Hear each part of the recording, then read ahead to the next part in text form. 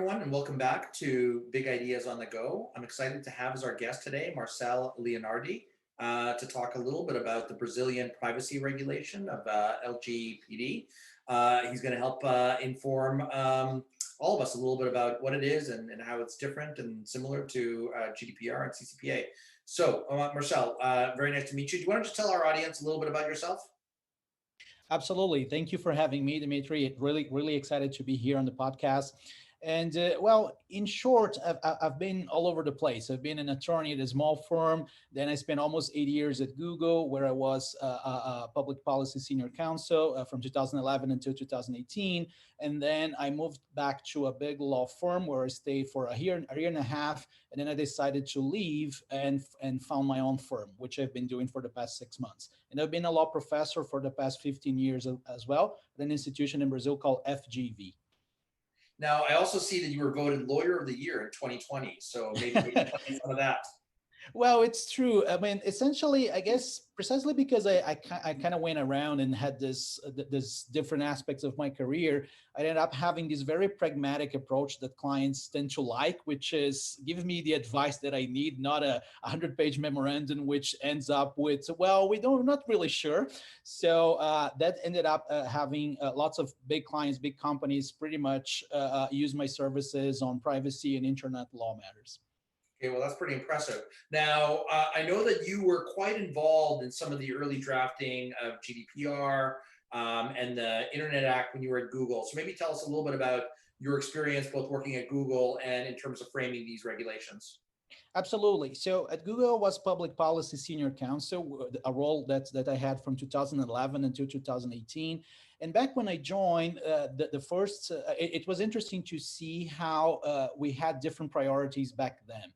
So Brazil didn't have, for example, anything similar to Section 230 of the Communications Decency Act, the safe harbors for internet platforms in general. So that was pretty much the first order of priority for Google and pretty much for all internet companies back then. And that was pretty much the focus of my work, I would say, from 2011 until 2014, when this particular law in Brazil, which is called the Internet Act, was finally enacted and created these safe harbors. In the meantime, since 2012, I was also involved with the various drafts of privacy legislation that came up in Brazil at the time, and GDPR was still in the horizon. I remember working with the European privacy team on discussions around things, for example, how is the GDPR going to be shaped? What kind of language will it have? How different it is from the European directive and things like that.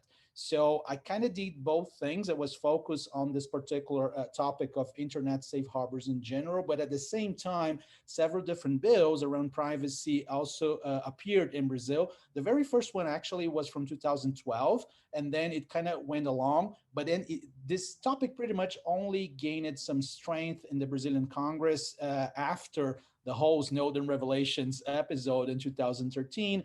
And then there was some push here and there, but then people decided to first go on with this internet law and then eventually start discussing the General Data Protection Law of Brazil, the LGPD, later. And then essentially, this was a very long-winded process. It was really interesting to see how it evolved. So for the audience, I think it's worth mentioning this, that when Brazil started out with the privacy regime, with the whole idea of let's create a general data protection law, it was very restrictive. So to give you an example, consent was pretty much the only legal basis you could use. Everything else was an exception. There was no notion of legitimate interest. It was really strict.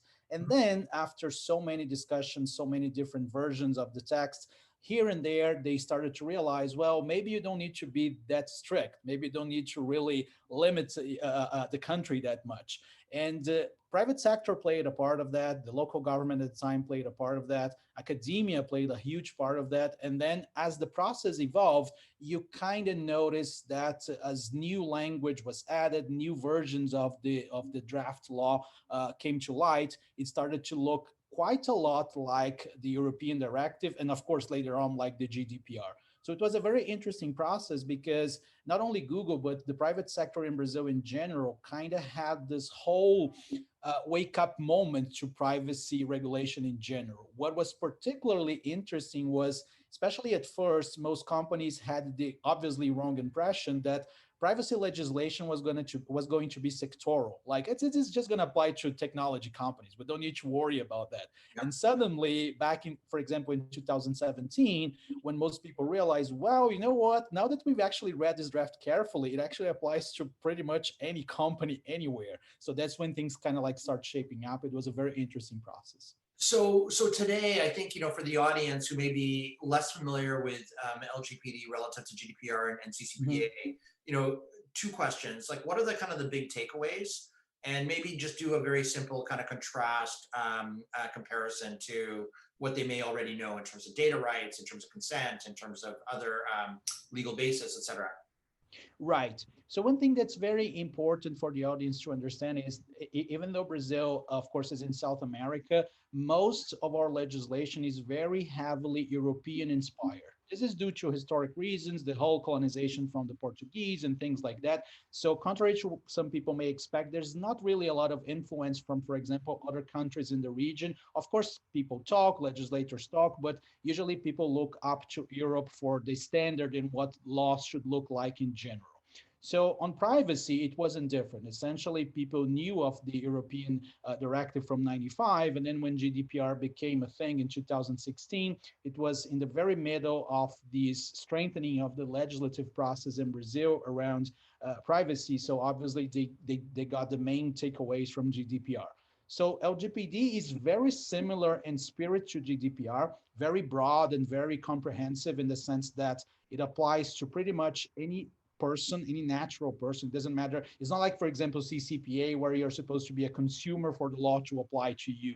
It applies to you just because you're a data subject. You can be an employee. You can be a partner at a company. You can be a consumer. You can, I mean, to the extent that you are considered a data subject, just like GDPR, the law applies to you.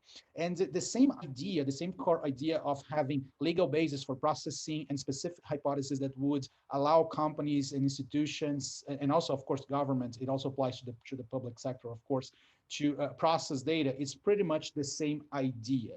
So the core differences, though, are probably what's most interesting to understand. So contrary to GDPR, LGPD actually has 10 different legal bases rather than just 6. So there's a little more flexibility here and there to use and process data in general. We have the same notions of consent, of legitimate interest, contractual necessity, but we also have other things like, for example, you can do a lot, you can justify a lot of your processing based on your needs regarding, for example, you may need data to defend yourself or your company from future lawsuits and things like that. So exercise of legal claims and protection of health, protection of credit is a very unique legal basis. Things like that are very, very different in that sense that they don't really exist as such in GDPR, or at least they are narrower and more limited. So you have that for LGPD. Another interesting thing is LGPD is pretty much the major law that kind of tries to substitute for other laws that existed in the past. So for marketing activities, I like give this example because it kind of pinpoints a key difference. As we know, there's this whole madness in Europe about you need consent for a lot of things, for example, online, like cookies, and you have these cookie banners, and you have all of these cookie management platforms and things like that. And under the LGPD, and that's due obviously to the e-privacy directive in Europe, nothing to do specifically with GDPR. In Brazil, there's no equivalent to the e-privacy directive, which means that cookies, for example, can be used regardless of consent. You could, for example, say, hey guys, we use cookies, here is our notice, we rely on legitimate interest, and let's carry on with life. On the other hand, when you rely on legitimate interests, there is this kind of presumption from the law that this is a risky activity. So the law states that whenever any company or any entity is relying on legitimate interest to process data, they're supposed to carry out data protection impact assessment. So this was kind of like the trade-off that the government had back then, because the idea that they had was, you know what, we don't really like this legitimate interest business. It seems a little too broad. Maybe companies will say everything is a legitimate interest. So how do we curtail this a little bit? How do we curb this idea that everything is a legitimate interest. So they decided to put in the law not only some requirements on what exactly a legitimate interest could be, but also point out to the idea that if you're relying on legitimate interest, you're supposed to do a data protection impact assessment. Not only a legitimate interest assessment, but also a data protection impact assessment, which is kind of crazy when you come to think of it, because if the audience is familiar with what exactly a data protection impact assessment entails, it can be a long-winded process. It can take a lot of time. I mean, sometimes it can be a little cumbersome. On the other hand, on things, for example, like data breaches and pretty much security incidents and things like that, GDPR has a very short time frame. You have 72 hours to notify the DPA, for example. Our law just says that you're supposed to notify the DPA and the affected data subjects within a reasonable time frame. So there's no really a 72-hour rush period that you really have to come to terms and see what you do. It's basically to the extent that you're trying to solve the problem and you have this time frame, you can do that. So those are two main differences. And the third one I would add, which usually is what really makes people worried, is that our time frames for responding to data subject requests is shorter. So Brazilian law actually states that the maximum amount of time a company, an entity has to respond to a DSR is 15 consecutive days. And we do know how crazy that can be, how short that can be. So there are discussions around what if I show within 15 days that it's not feasible to actually respond to this? Can I get an extension? Is it, the law doesn't mention that, but this is something that companies are trying to come to terms with and see what exactly they will eventually end up doing. And in terms of the data that you're responsible for bringing back, is it all PII and PI? Does it include things like clickstream data, credentials, birthday? What are you responsible for as a company? Well, data, the very concept of personal data is as broad as GDPR. So it's pretty much any data that is related to an identified or identifiable individual. So it's really, really broad. I mean, you could be responsible for all of that. Clickstream data, pretty much transaction data, anything that's really associated with a particular person. But of course, it does beg the question, when exactly within certain contexts, you actually may or may not know who that particular data subject is. Every now and then, of course, as the audience knows, you as a company may have a lot of information that for you is personal data, but maybe if you share certain aggregate data with somebody else, they'll never have the means to actually identify who these people might be. So you have that contextual analysis as well. And I presume it's data in databases, data files, data lakes, data cloud. Like it's correct. Wherever you have, it's not just in your database. Correct. Includes even paper. So paper records are not exempt. Everything is, I mean, structure and structured data, everything is under the law. It's really as broad as GDPR in that sense. So I'm curious, obviously you guys have had some lockdown because of COVID. Obviously it's a global pandemic. This privacy regulation is coming into effect during the pandemic. How does that affect things? How does that change things? Are there more people sitting at home doing data subject requests? Like what is it? What has COVID meant anything in terms of how LGPD was rolled out? Well, one thing that was interesting is that everybody was pretty much counting, and that didn't materialize, but everybody was counting on LGPD being postponed for an additional year, so to speak, a little less than that. So what ended up happening was that the LGPD was supposed to come into effect in August of this year, 2020. But then what eventually happened is there was this agreement to postpone it to May 2021. But what ended up happening is that Brazilian Congress kind of disagreed on that idea. The law had already been postponed once. And basically, they decided to just say, you know what, let's just remove this from the executive order that decided to postpone the law. And without going into the details of the politics behind all of that, what ended up happening is that the law came into effect in September 18, of this year, 2020. So what you have right now is not everybody is even aware that the law is in effect. I mean, companies are obviously very aware, but especially data subjects in general, people in general, pretty much don't really know that they have all these new rights, with obviously, and it's almost like a joke at this point, with the exception of lawyers. So some companies we talk with, we work with, they always joke that they've never seen so many attorneys suddenly concerned with data subject rights and making these requests. And it's kind of expected, right? I mean, in a country with over a million attorneys, right? What's that? I was just saying attorneys and vendors probably. Oh yeah, absolutely. But I mean, I think there's a very big growing curve, a learning curve, so to speak, which is we've seen so many interesting, funny DSRs at this point, requests. For example, one particular company that I work with, they received this DSR, which the person simply stated in one single sentence the phrase, "I want to have privacy." And it's kind of like, how do you even respond to my that? mother. Right? That's my mother. Absolutely. On the other hand, you do have some people making a lot of noise without actually understanding what the law says. I'll give you an example. So another DSR that we saw was something along the lines of, I want you to delete all my data. And then this company is actually a company in the multimedia sector, in the streaming business. And basically they asked back, so do you mean you want to cancel your account? No, I just want you to delete all my data. And the company said, well, we can't really do that, because obviously how can we possibly charge you your monthly fee? How can we actually provide you with the services? I mean, that's not what did you mean anything in peculiar? And then they responded back, oh, I'm sick of your advertisements. Oh, okay. So can we put you on should we put you on the opt-out list so you don't receive any more ads? Yeah, that's what I meant.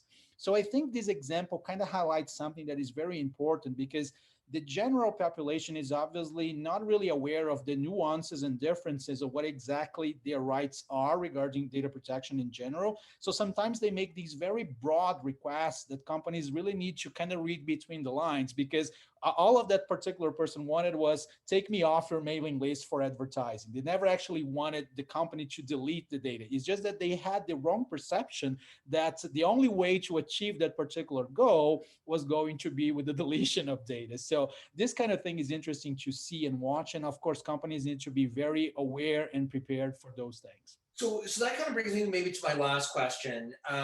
So obviously momentous year on many levels, obviously with the pandemic, but also the new Brazilian privacy regulation.